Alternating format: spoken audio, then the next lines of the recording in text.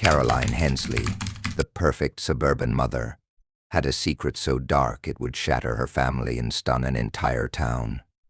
Greg Hensley, the devoted husband, disappeared without a trace, leaving whispers of betrayal and suspicion in his wake. Jake Hensley, the star athlete and pride of Willow Creek, was found dead under mysterious circumstances that defied explanation. And Lily Hensley, the innocent child, narrowly escaped a fate too horrifying to imagine. What happened to the Hensley family, and how could the woman they trusted most orchestrate their downfall? The town of Willow Creek was the kind of place people dreamed of settling in. Nestled between rolling hills and vast, open fields, it offered a peaceful escape from the chaos of city life. Its close-knit community celebrated every small event, from school fairs to church picnics, and neighbors rarely locked their doors. It was the perfect place to raise a family, and no family seemed to embody that perfection more than the Hensleys. Caroline Hensley was a woman who seemed to have it all. With her bright smile and polished demeanor, she exuded an air of effortless grace. She was involved in everything from heading the PAATA to organizing charity bake sales, and had a knack for making everyone feel seen and appreciated. Her husband, Greg, was equally admired. A hard-working accountant with a sharp sense of humor, Greg had built a successful career while still finding time to coach Little League and grill burgers at family cookouts. Together, they appeared unstoppable, a power couple that everyone in Willow Creek looked up to. Their children, Jake and Lily, were the perfect complements to their parents. Jake, at 16, was an honor roll student and the star of the high school basketball team. He was the kind of teenager parents pointed to as a role model, disciplined and kind-hearted. His younger sister, 8-year-old Lily, was the town's sweetheart, a bright, giggling child with an infectious energy that made people smile. The Hensleys seemed to have the kind of life others envied. But beneath the surface, the cracks in their perfect facade were invisible to the outside world. Caroline's obsession with maintaining appearances had slowly begun to consume her. She insisted on control over every detail of their lives, from the clothes her family wore to the way they spoke in public. Greg often joked, albeit nervously, that Caroline treated their lives like a never-ending performance. Privately, her need for control felt less like love and more like suffocation. Caroline's demands extended to her children as well. Jake, though naturally bright, felt the mounting pressure to excel in ways he didn't care about. His love for basketball began to wane under Caroline's constant reminders that he needed to balance sports with academics to get into a top college.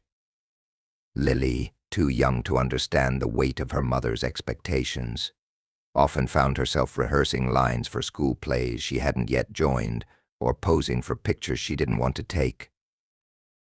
From the outside, the Hensleys still appeared to be the perfect family. Neighbors marveled at how well-behaved the children were, and how immaculate Caroline kept their home. Friends whispered admiringly about how well Greg and Caroline worked together, seemingly sharing every burden without breaking a sweat. It wasn't until much later, when the truth about the Hensley family unraveled, that people would look back and wonder how they'd missed the signs. How could they not have seen that Caroline's perfectionism wasn't just an endearing quirk? How could they not have noticed the subtle tension in Greg's smile or the faint sadness in Jake's eyes? By the time the Hensley family's carefully curated life shattered into pieces, it was too late for anyone to intervene. Willow Creek would never forget the Hensleys, but not for the reasons anyone could have imagined. The first sign that something was wrong came on a quiet Thursday evening when Greg Hensley failed to return home from a business trip. At first, Caroline didn't seem overly concerned. She told neighbors that Greg had likely gotten tied up with work or had decided to stay overnight at a hotel to avoid the long drive home. But as hours turned into days, the unease in Willow Creek began to grow. Greg was not the kind of man to disappear without a word. Caroline's initial calm gave way to what appeared to be panic. She contacted the police, explaining that Greg hadn't been in touch since leaving for a regional accounting conference. His co-workers confirmed that he never arrived at the event. Search efforts began almost immediately, with local volunteers combing nearby highways and wooded areas. Flyers with Greg's photo were plastered across town, and his story even made the local news. Caroline appeared distraught, pleading on camera for anyone with information to come forward. At first, the town rallied around her. Neighbors brought casseroles and offered to watch the children while Caroline dealt with the chaos. The Hensley home became a hub of activity, with friends and family stopping by to comfort Caroline and the kids. Jake took on the role of protector, trying to stay strong for his little sister, Lily, who didn't fully understand what was happening but knew enough to be scared. Weeks passed with no sign of Greg. No credit card activity, no sightings, no clues. It was as if he had vanished into thin air. The police eventually began treating his case as a possible foul play incident, but without evidence, their investigation stalled. Caroline's public pleas for help began to dwindle, replaced by a quiet acceptance. She told friends she was trying to stay strong for her children, focusing on moving forward as best as she could. Then came the life insurance payout. Less than 3 months after Greg's disappearance, Caroline filed a claim on his $1 million policy, citing financial strain. The insurance company initially hesitated, given the lack of closure in Greg's case, but Caroline pushed hard, providing documentation and legal arguments to expedite the process. Eventually, the payout was approved. She used the money to pay off the mortgage, renovate parts of the house, and buy a new car. To most of Willow Creek, this seemed reasonable. Caroline had 2 children to support and no steady income without Greg. But a few whispers began to circulate. Some found it odd that she moved on so quickly, especially given the uncertainty surrounding Greg's fate. Others pointed out her calm demeanor after receiving the money, as if a weight had been lifted. It didn't seem like the reaction of a grieving widow. One of Greg's co-workers came forward with a troubling story.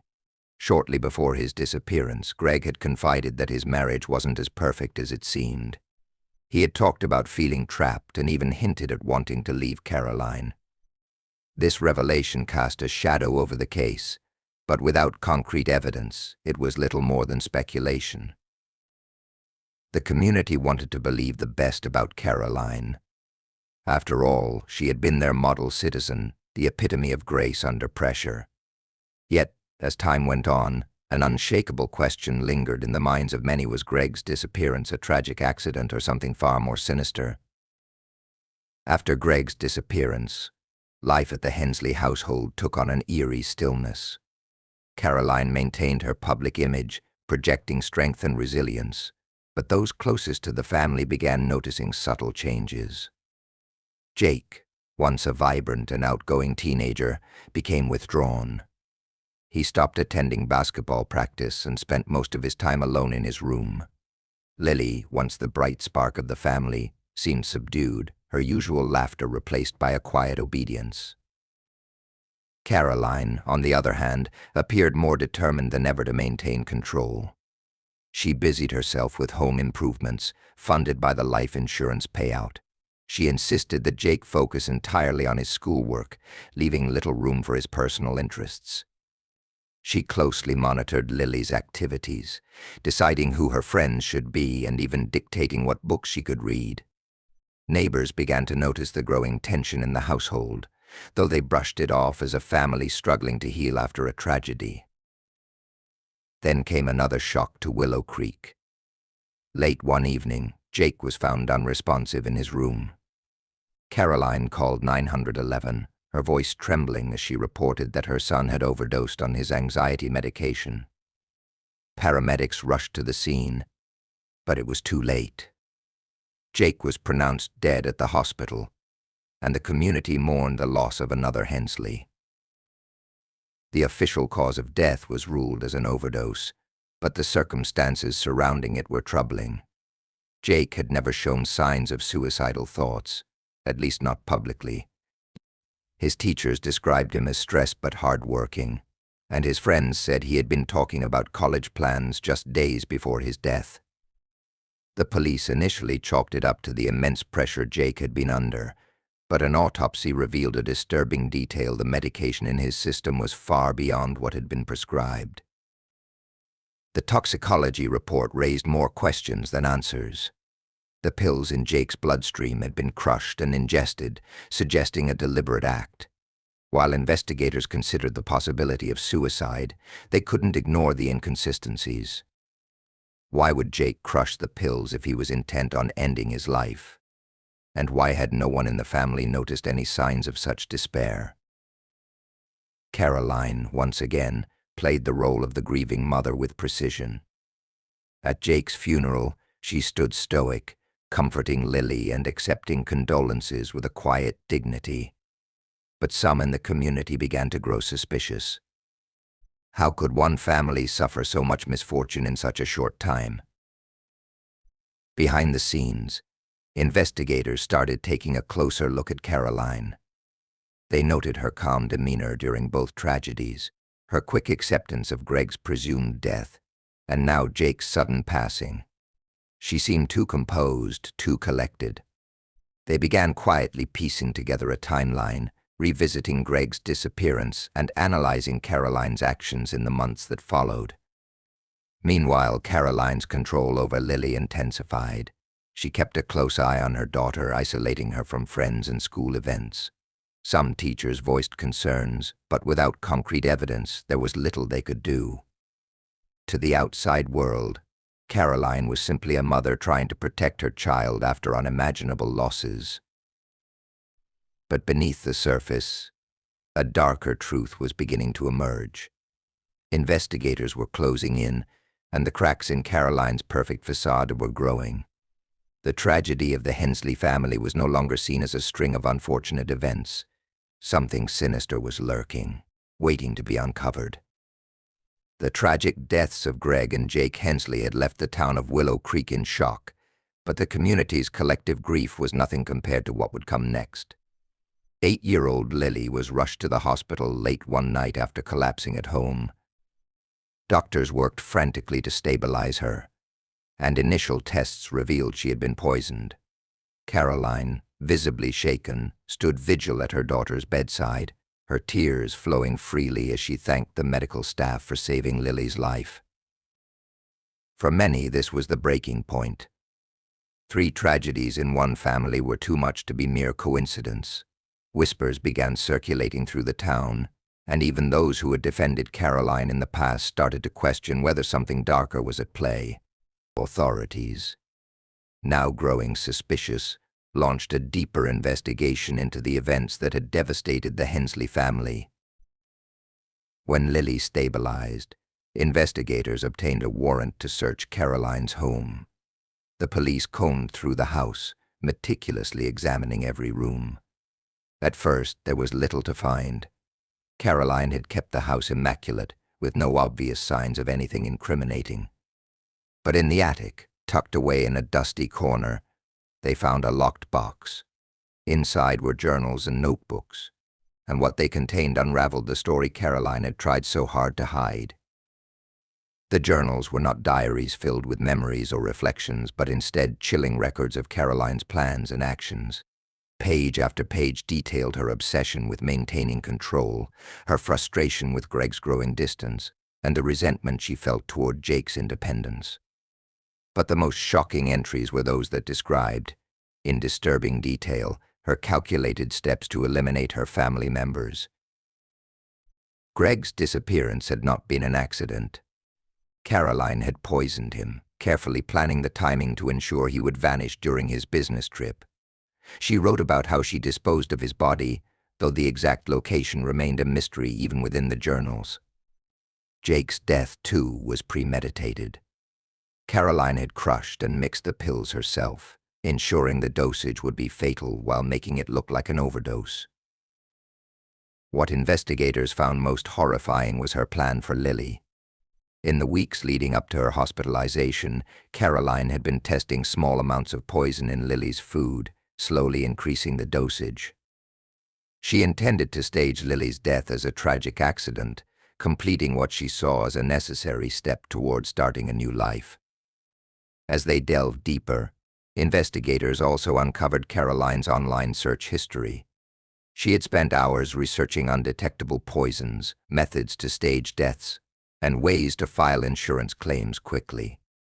The evidence was overwhelming, and it painted a picture of a woman who had carefully crafted her public image while secretly orchestrating the destruction of her own family. When Caroline was confronted with the evidence, she maintained her innocence, claiming the journals were merely fictional writings and that the searches were unrelated curiosities. But the weight of the evidence was undeniable. Her composed facade began to crack as investigators pieced together the narrative of control, greed, and manipulation that had driven her actions. Lily, still recovering in the hospital, was placed in protective custody. She became the key witness in the case, providing heartbreaking details of her mother's behavior in the weeks before her poisoning. The perfect image Caroline had worked so hard to maintain was now shattered, and the truth about the Hensley family was laid bare. The town of Willow Creek was left to grapple with the horrifying realization that the woman they had admired and trusted had been harboring a darkness no one could have imagined. Caroline Hensley's trial became the most talked-about event in Willow Creek's history, drawing nationwide attention. The courtroom was packed each day with reporters, townspeople, and those simply curious about how a woman who had once been the town's golden figure could be accused of such unthinkable crimes. Prosecutors laid out the case methodically, piece by piece, creating a devastating portrait of a woman consumed by greed, control, and a desperate need to maintain the facade of perfection. The journals were central to the prosecution's argument.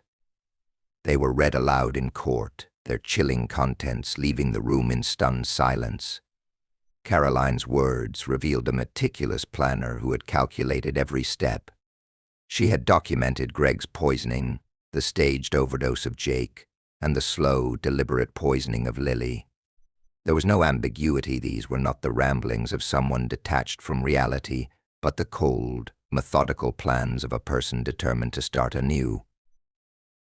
The prosecution also presented Caroline's online search history, which included phrases like how to make poisoning look accidental and fatal dosages for children. They argued that these searches demonstrated clear intent and premeditation.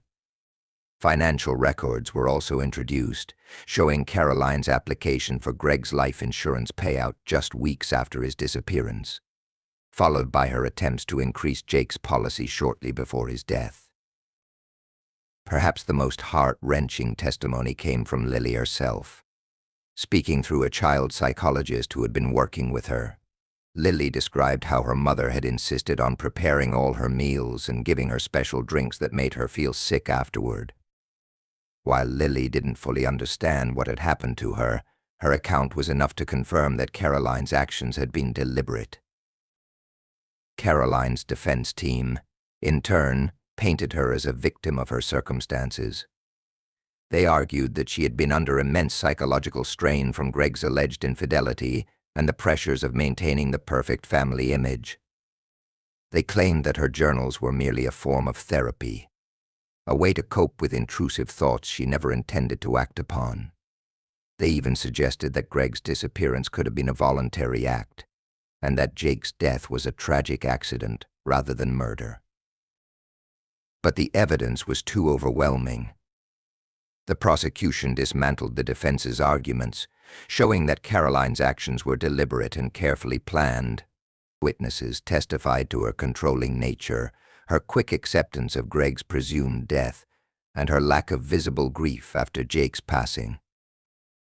After weeks of testimony and deliberation, the jury reached a verdict guilty on all counts. Caroline Hensley was sentenced to life in prison without the possibility of parole. As the sentence was read, Caroline remained stoic, her once polished demeanor intact even as her fate was sealed. The aftermath of the trial left Willow Creek forever changed. The Hensley house, once a symbol of suburban perfection, now stood empty, a chilling reminder of the horrors that had unfolded within its walls. The townspeople struggled to reconcile the Caroline they had known with the monster revealed in court. Some refused to believe she was capable of such evil, clinging to the image of the caring mother and community leader they had admired. Others were haunted by guilt, questioning how they had missed the signs and whether they could have done something to stop her. Lily was placed in foster care, far away from Willow Creek, to begin a new life. Her innocence had been stolen, her childhood marred by her mother's actions. The small town tried to move forward, but the shadow of the Hensley family's tragedy lingered. Caroline's story became a cautionary tale, a grim reminder of how appearances can be deceiving and how far some will go to maintain control. For those who knew her, the most unsettling question remained unanswered. Had this darkness always been a part of her, hidden beneath the surface, or had it grown slowly, consuming her until she became the person capable of destroying everything she claimed to love?